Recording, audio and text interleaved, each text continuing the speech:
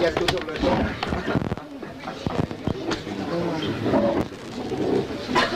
Ça, c'est pas mal, les salles d'attente. Pas mal. Bon, alors, il faut travailler. Tout de suite. Pas de repos. Eh ben, on y va. Voilà. C'est fini. Alors c'est très bien aujourd'hui parce qu'il faut que je fasse des dessins. Il faut que je fasse 2 dessins. Car la dernière fois, je vous ai proposé un certain nombre de thèmes très en désordre afin que vous réfléchissiez et puis qu'on essaie d'organiser tous ces thèmes. Alors, c'est bien de la crème, mais pas tiens.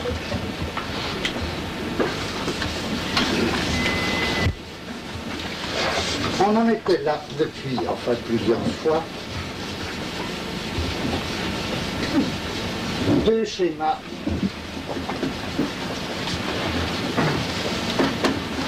qui correspondent en très gros à des régimes de signes ou à des sémiotiques, en appelant en général sémiotique, régime aussi. Et là, si je conserve uniquement 2 schémas, mais il faut pour nous que ce soit autre chose que des schémas aussi. On peut toujours partir de ces schémas indéterminés. Dans le premier schéma,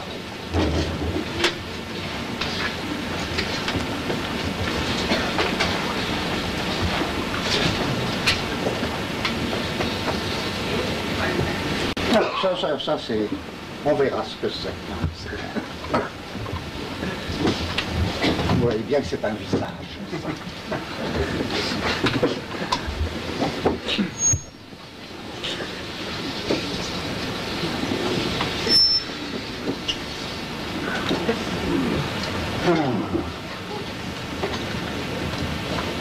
Non.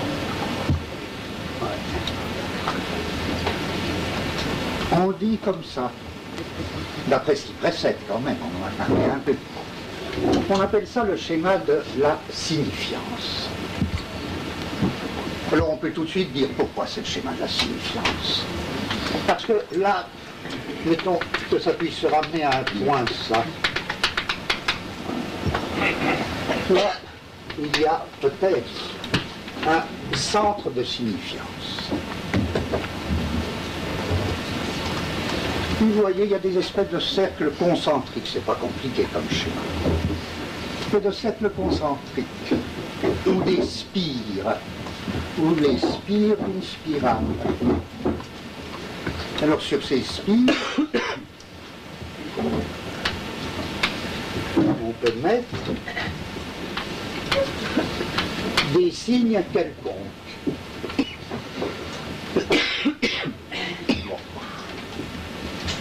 Je reprends ce qui m'avait frappé dans la séance de la dernière fois.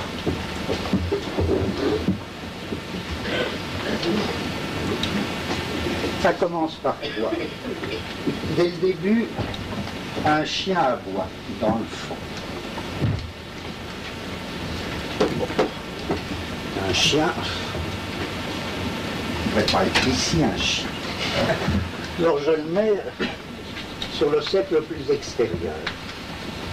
Il aboie, c'est un signe comme un autre. C'est un signe comme un autre, si quoi? Si nous étions, par exemple, mettons, si nous étions paranoïaques. Le chien aboie. Il arrête d'aboyer. Qu'est-ce qui se passe après?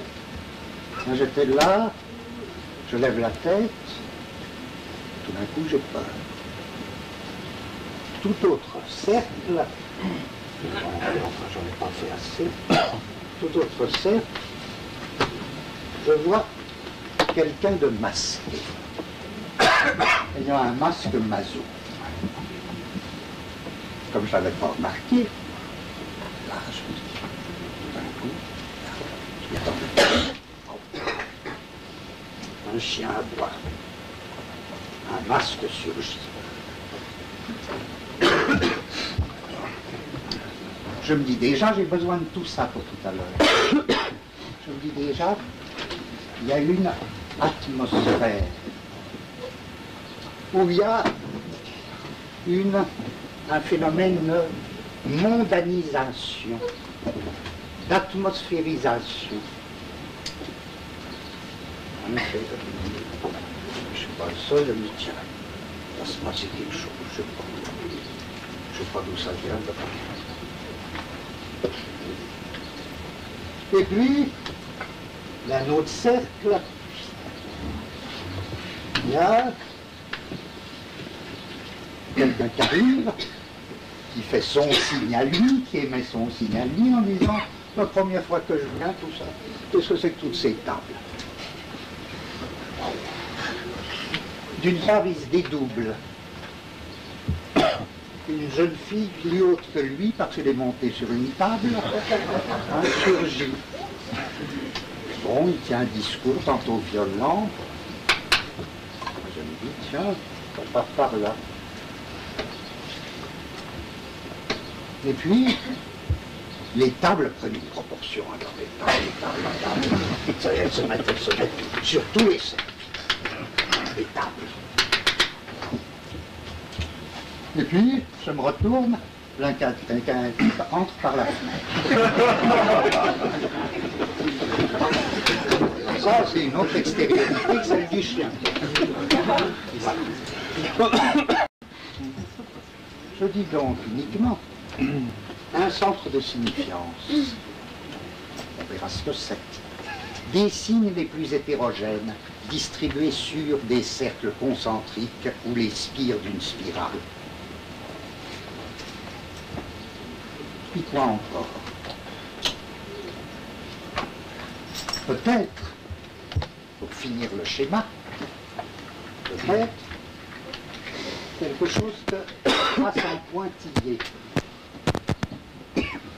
Une ligne de fuite.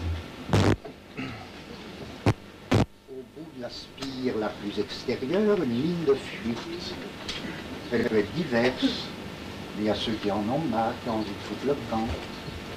La porte elle est plus ou moins bouchée. On passe par la fenêtre, je ne sais pas comment.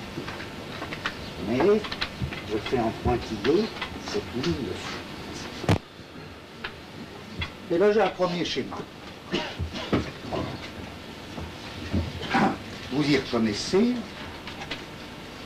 j'espère, ce dont on était parti, à savoir le schéma d'un quelque chose. Je dis bien d'un quelque chose, puisqu'on va avoir à se demander qu'est-ce que c'est ce truc. D'un quelque chose qui se définit par une espèce de matrice ou de centre, à partir duquel se produit une irradiation circulaire, une circularité en expansion, avec une ligne de fuite en pointillé.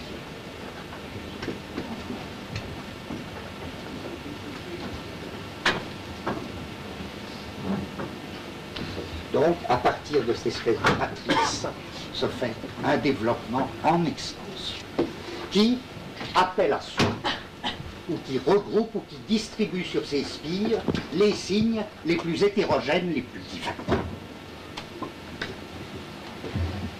Et puis, on avait notre autre schéma.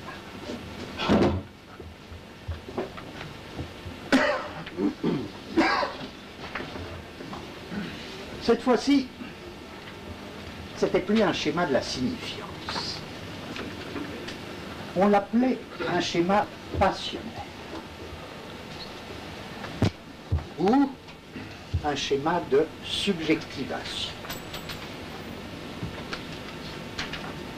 Et ce schéma était évidemment très distinct du précédent, puisque, au lieu de procéder à partir d'un centre, allant par irradiation circulaire en expansion, il procédait à partir d'un point point de subjectivation au lieu de centre de signifiance. En effet, peut-être que je peux me subjectiver à partir de n'importe quoi. Un fétichiste se subjective et du coup est déterminé comme passionnel. Un fétichiste se subjective par exemple à partir d'une paire de chaussures, ou d'une seule chaussure, ou d'un talon. Un amant peut se subjectiver à partir des yeux. On a vu tout ça, ça doit être quelque chose. Non, on n'a pas vu ça. Et ce point de subjectivation est comme le départ d'une ligne droite. Et cette ligne droite, elle est segmentarisée. Sous quelle forme? Elle est segmentarisée en un certain nombre de procès successifs.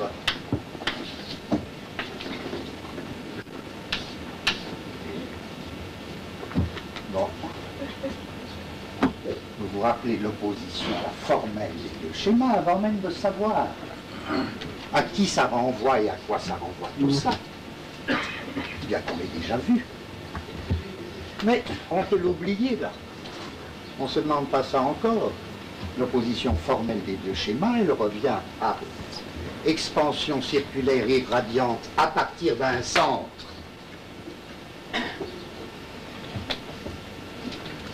qui va distribuer les signes les plus hétérogènes. Dans le deuxième cas, un petit paquet de signes déterminés file sur une ligne droite, cette ligne droite étant segmentarisée en procès successifs. Donc, nous opposons l'idée d'une succession de procès linéaires à l'idée de circularité irradiante. Nous opposons l'idée d'un paquet de signes qui file à travers un point de subjectivation, à partir d'un point de subjectivation, à l'idée d'un ensemble hétérogène de signes subsumés par un centre qui organise leur distribution, leur expansion, leur irradiation. D'où je voudrais juste poser trois questions à partir uniquement de ces deux schémas. Première question, à supposer qu'il s'agisse de deux schémas de sémiotique, on ne sait pas encore ce que c'est un régime de signes sémiotique, on emploie ces mots comme ça. À supposer qu'il s'agit bien d'une sémiotique de signifiance et d'une sémiotique passionnelle ou de subjectivation, est-ce qu'on pourrait opérer la jonction? Même abstraitement. Parce que si on peut opérer la jonction, ça, c'est très rassurant. Enfin, c'est pas grave. C'est très rassurant parce qu'on peut se dire, bon problème, on peut se dire, bon, concrètement, ça va être tout le temps mélangé ces choses-là. Concrètement, nos sémiotiques sont mixtes. Elles empruntent un bout de tel système, de tel régime, un bout de tel autre régime. Est-ce qu'on peut accrocher un schéma à l'autre? Évidemment oui. Mais à un certain prix, d'après certaines conditions, je dis évidemment oui. Car ce qui est en pointillé là, la ligne de fuite du système circulaire et irradiant, est-ce que c'est pas cette ligne-là qui est en plein dans le système passionnel? Au point que pour faire la jonction des deux schémas, il n'y aurait qu'à planter ça là. Faire descendre le centre de signifiance ici, le centre de signifiance étant devenu point de subjectivation. Ça irait très bien. Je sens que c'est... Je retiens juste la possibilité comme deux petits trains. d'accrocher ce schéma-là à celui-là. Deuxième question.